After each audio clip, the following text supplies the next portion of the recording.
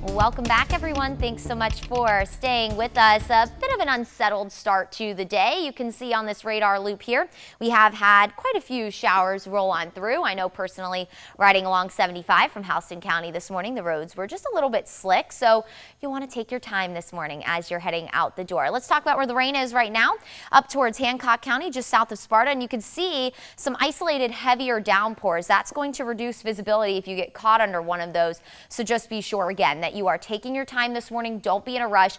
And most importantly, stay weather aware, because our rain is only going to become more widespread. And then, of course, starting around 8 a.m. this morning, we're going to open up that window of opportunity for severe weather. And it's all as this front continues to move closer to the area. All of the severe weather right now confined down towards the Florida Panhandle. You can see a tornado warning down towards the Destin area, also a severe thunderstorm warning. What's going on right now is a warm front is lifting to the north.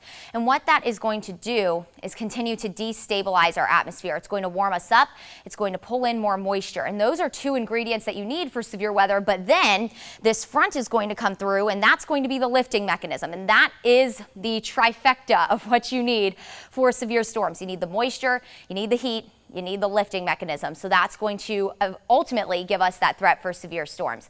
All of the area under a level 2 out of 5 threat. So that hasn't changed. It hasn't been upgraded. That's good news. You never want a threat to upgrade, but still, we're looking at a level 2 out of 5. It's not just a 1 out of 5. That's typically more of an isolated threat.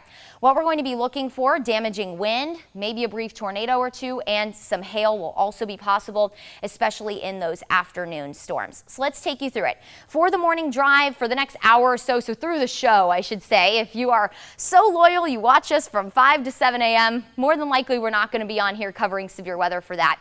I think we're going to open up that window of opportunity for severe storms around 8 a.m. You can see this is the high resolution model here.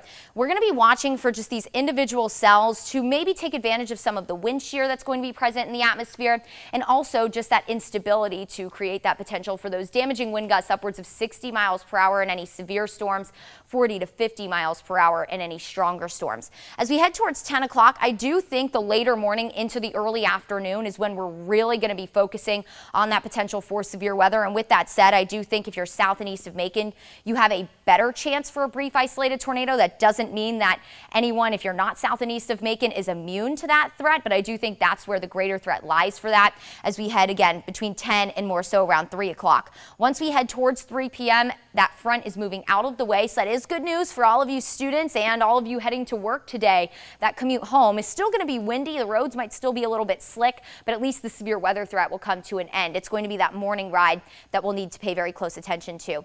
And as we head into tomorrow, we'll keep the chance for a few lingering showers. So here's kind of a breakdown. We'll wrap it all up at a nice little bow here.